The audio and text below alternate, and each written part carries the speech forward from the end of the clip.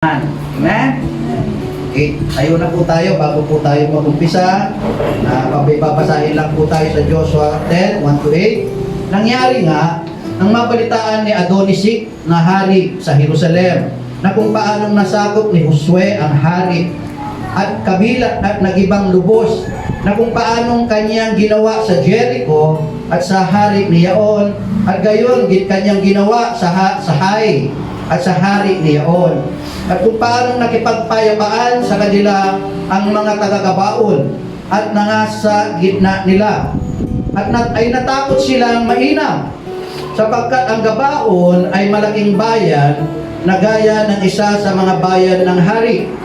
Sapagkat lalong malaki kay Hai, lahat ng lalaki roon ay mga makapangyarihan.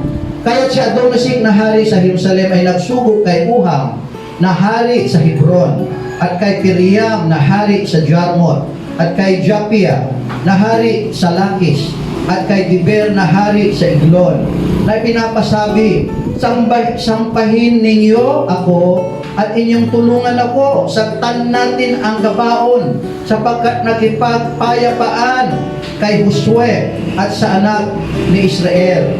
Verse 5. Kaya ang 5 hari ng mga Amoryo, at ang hari sa Jerusalem, at ang hari sa Hebron, at hari sa Jarmut, ang hari sa Lakis, ang hari sa Eglon, ay nagpipisan at sumampa sila, at lahat nilang hukbo at humantong laban sa Gabaon, at nakipagdigma laban doon. At ang mga tao sa Gabaon ay nagsugo kay Josue sa kampamento sa Gilgal, na sinasabi, huwag mong papalambutin ang iyong kamay sa iyong mga lingkod.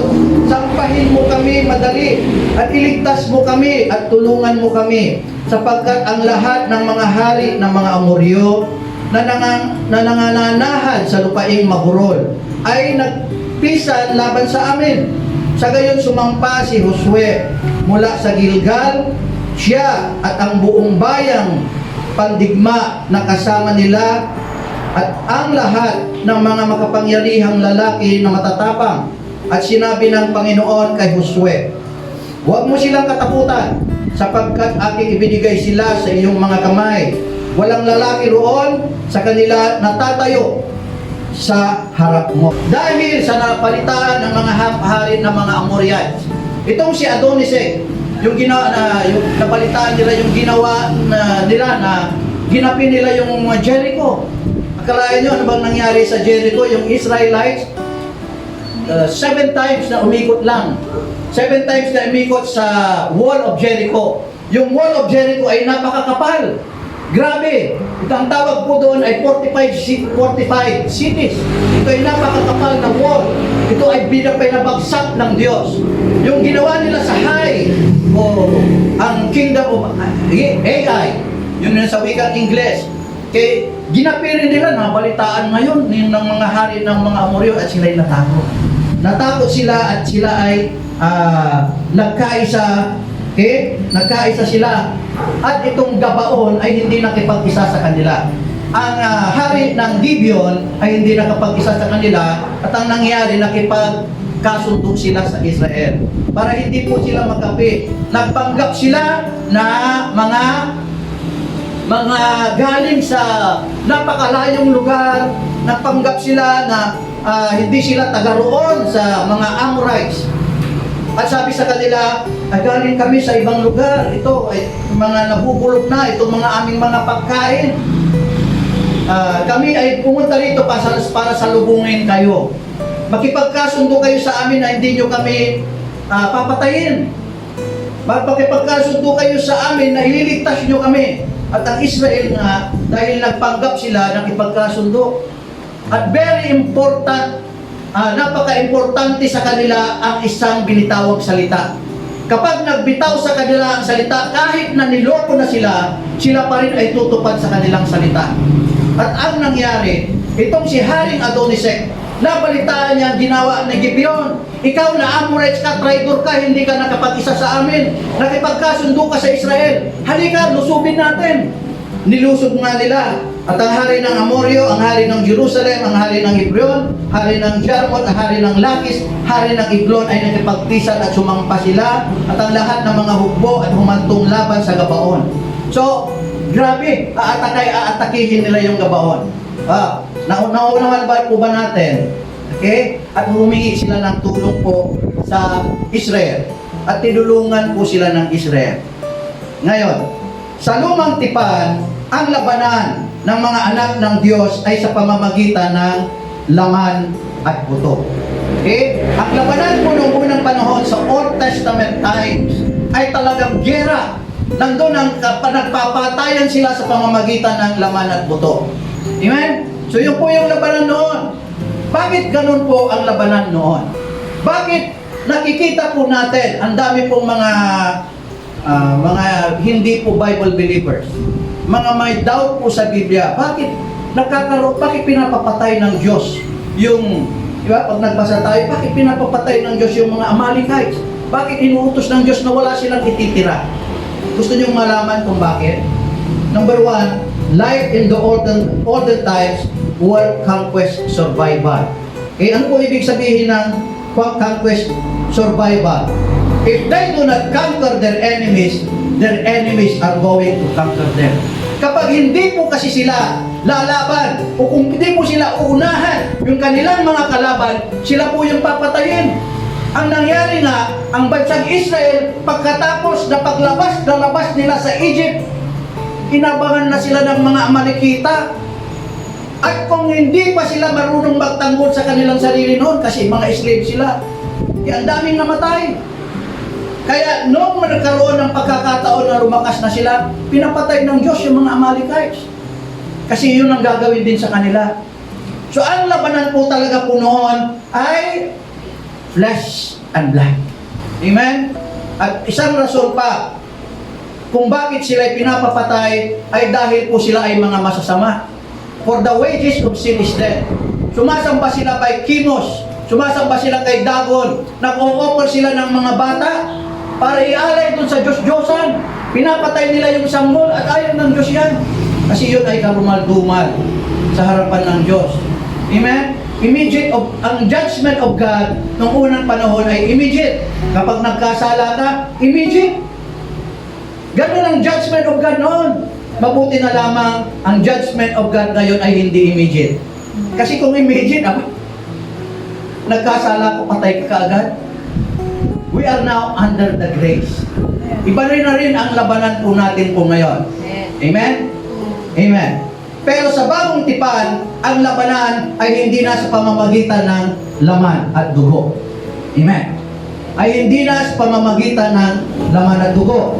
Ito po yung sinabi sa Ephesians 6:12.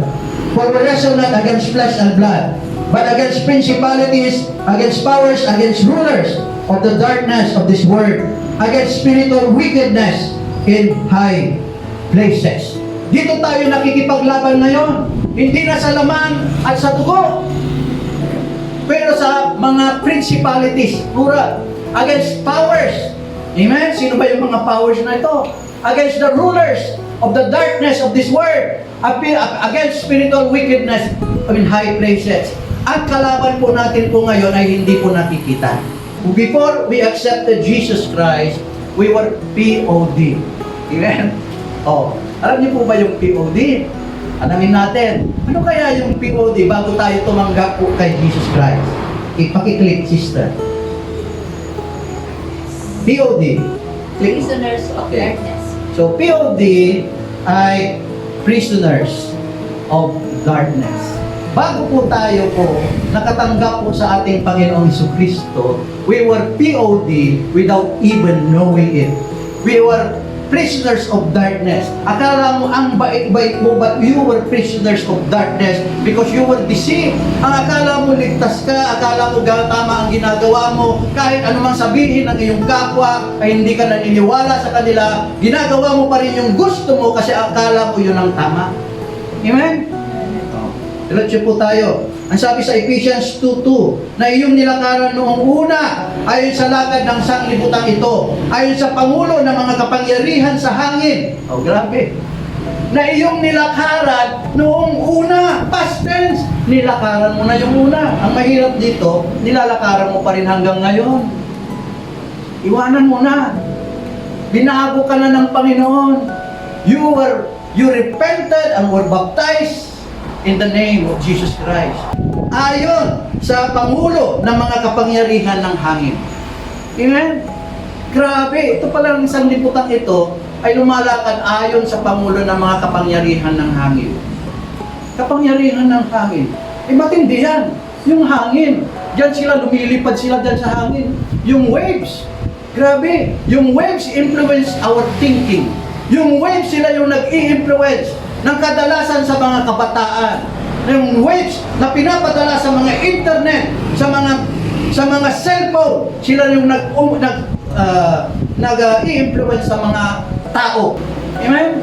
Ng espiritu ng ayon na suka gumagawa sa mga anak ng pagsuway sa gitna ng mga yaon. Tayo rin naman sa ibang panahon ay nangabubuhay sa mga kahalayan ng ating laman, na ating ginagawa ang mga pita ng laman at ng pag-iisip, at tayo ay katutubong mga anak ng kagalitan. We are the children of the wrath. Tayo po ay kabilang sa galit po ng Diyos, gaya naman ng iba. Pero tayo ngayon ay hindi na lumalakad sa gawa ng sanglibutan. Amen? Hindi na tayo gumagawa. Past tense na. We were born in the Spirit of God. Paniwalaan mo lamang. Amen. Paniwalaan mo because God loves you so much. Paniwalaan mo na Jesus Christ is in you and the power of Jesus Christ is in you. And you have the power to tread the serpents and the scorpions. Kaya mo lahat. For lahat ay magagawa mo kung ikaw ay na kay Kristo. I can do all things through Christ Jesus who lives in me, sabi po ni Apostle Paul. I can do all things. Lahat ay magagawa mo. Amen. Sabi ng iba, hindi mo magagawa yan. Sabi ng iba, hindi ka na magbabago. Sabi ng demonyo, o maging sabi ng sarili mo, hindi ko na kaya ito. Hindi ko kaya yan. Pero sabi ng Diyos, kaya mo eh. Amen. James 4:4, you adulterers, don't you realize that friendship with this world makes you an enemy of God? I say it again, if you want to be a friend of this world, you make yourself envious. We are no longer enemy of God. We make friends with God. No one can serve two masters at the same time. Walang makapaglilingkod sa dalawang master na magkasabay. Either you will hate the other and you will love the other. Kung nakipagkaibigan ka na sa Diyos ka na. Amen? Sabi nga sa Revelation chapter 3, sa Church of Laodicea, alam ko na ikaw ay maligamgam. Hindi ka mainit-init at hindi ka malamig-lamig, sabi ng Panginoong Hesukristo. Sana maging mainit-init ka na o maligamgam ka na. I wish you were hot or you were neither cold. Para hot ka na lang at maintindihan ka ng Diyos. O cold ka, maintindihan ka ng demonyo. Ni mismong demonyo, hindi ka maintindihan. Mainit-init ka, malamig-lamig ka. Sabi ng Diyos, because you are lukewarm, I am going to spit you out of my mouth. Amen? Anong ibig pong sabihin? O di, kanang pa, huwag kayong masasaktan. Ito ay totoo. Kanang paa nasa mundo, kaliwang paa nasa kanang paa nasa Diyos, kaliwang paa nasa mundo. Amen? O kaya, kanang paa nasa Diyos, kaliwang paa nasa mundo. Eh paano kung maglakad? O di, sakang. Diretso po tayo. But God has set us free from the darkness through our Lord Jesus Christ. Ang sabi po ng Colossians 1:12-14, giving thanks to the Father who has qualified you to share in the saints. Grabe oh, pasalamat sa ating Amang Diyos na nag-qualify sa atin. Sinong nag-qualify sa atin? Diyos. Ang Diyos. Amen. Who qualified us to share in the saints. Inheritance in the light. Para tayo ay mag-qualify na magkaroon ng kapakinabangan sa pagmamana, tagapagmana ng kaliwanagan. He delivered us from the power of darkness and transferred us to the kingdom of His Son He loves. Grabe ang ginawang ng Diyos po sa atin. Tayo po ay pinalaya magmula doon sa kapangyarihan ng darkness at inilipat tayo sa kapangyarihan ng anak na kanyang minamahal, in whom we have redemption, the forgiveness of sin. Na dati tayo ay napapamahalaan ng kadiliman, pero inilipat niya tayo, inalis tayo doon. Amen?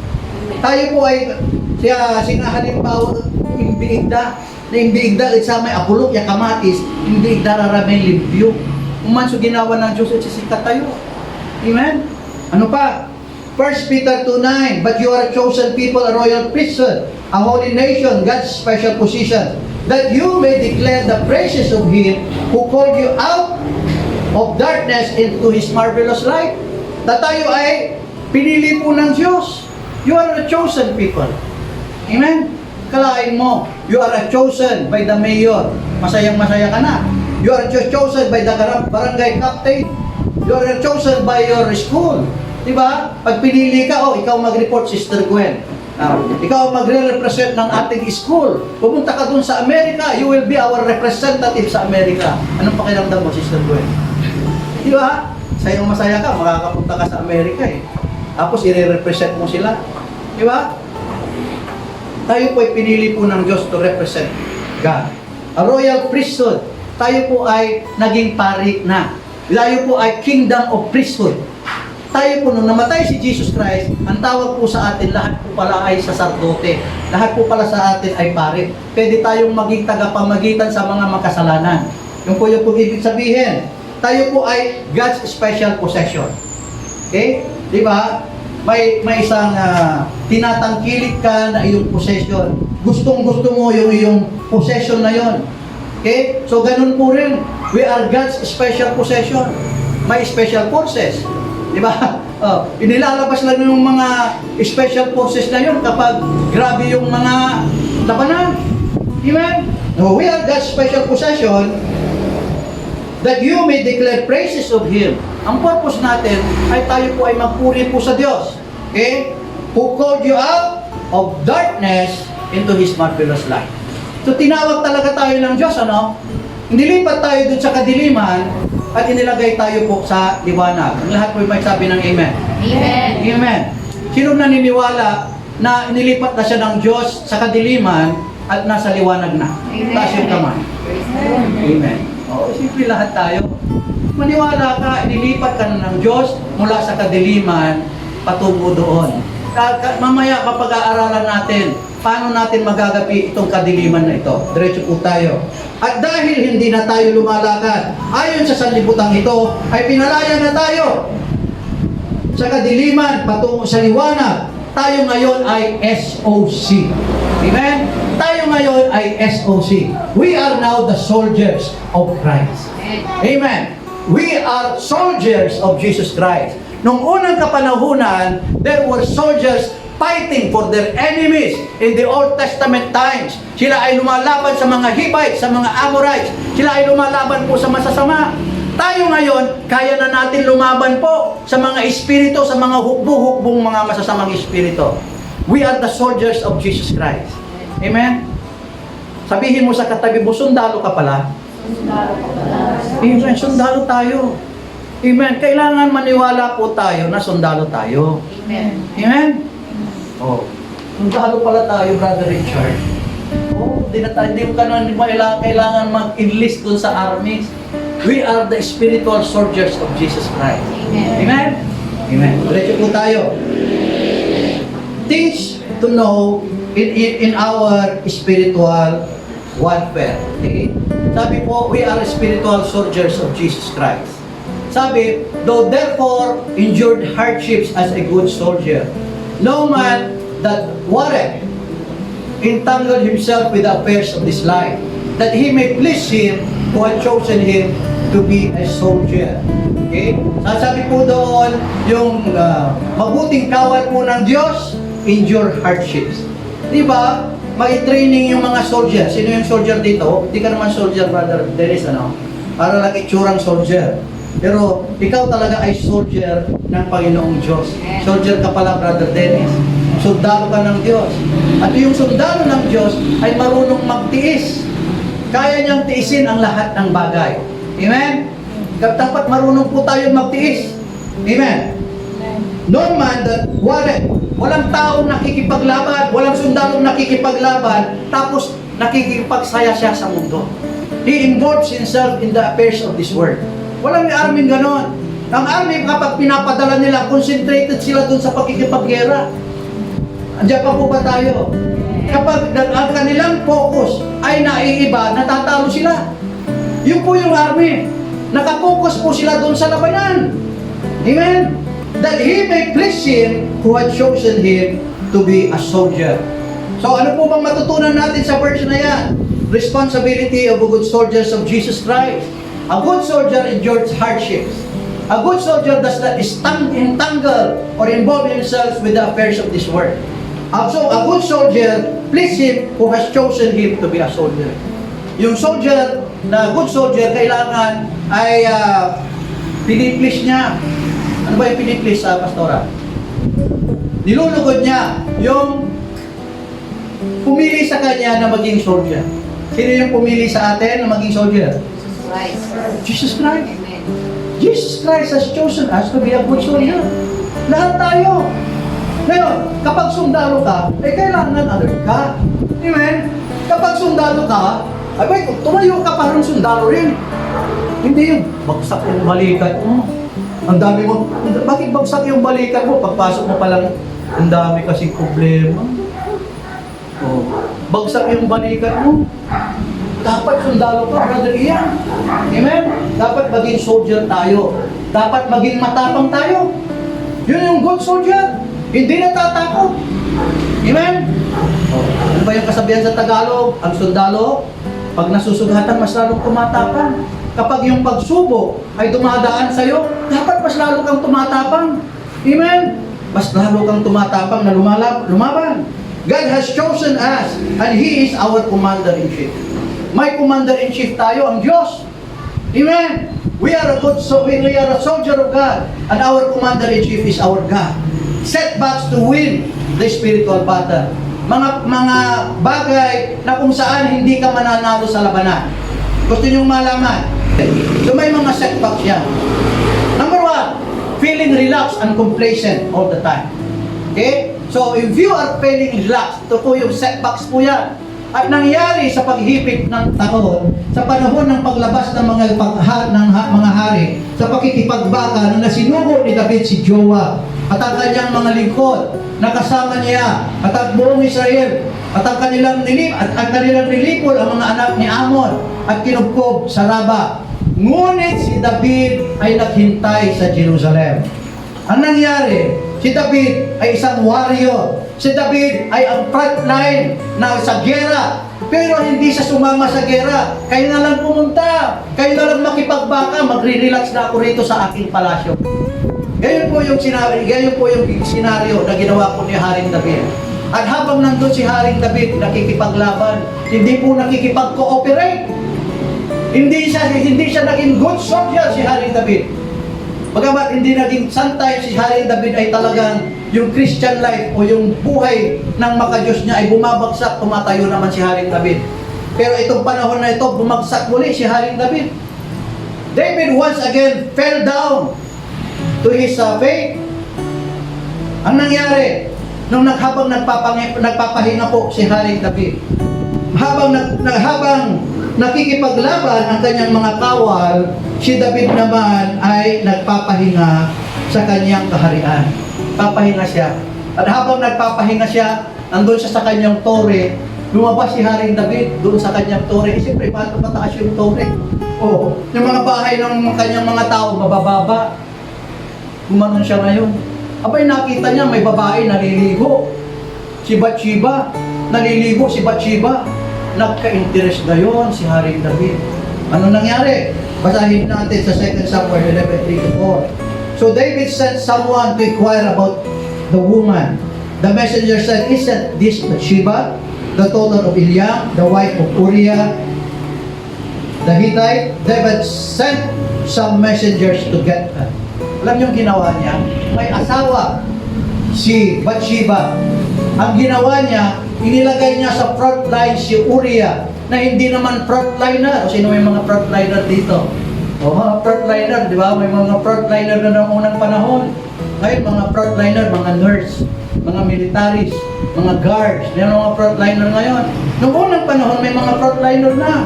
Ang frontliner, sila yung una sa gera. Sila yung mga nakikipagsabak. Itong si Uriah, hindi naman frontliner to eh.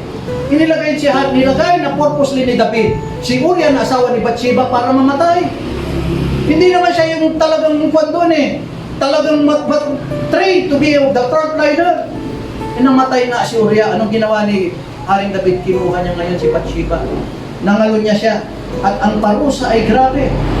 Pinarusahan siya ng Diyos. Nag-away-away ang kanyang pamilya, nagpatayan, nirape ng kanyang anak, yung kapatid niya, yung kanyang si Tamar.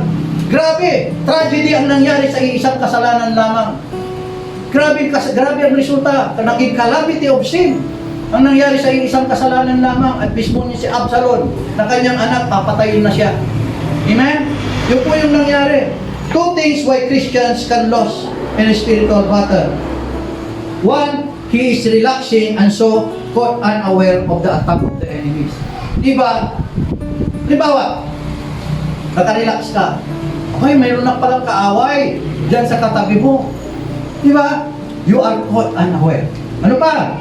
He is complacent because he doesn't believe that he has an enemy around him.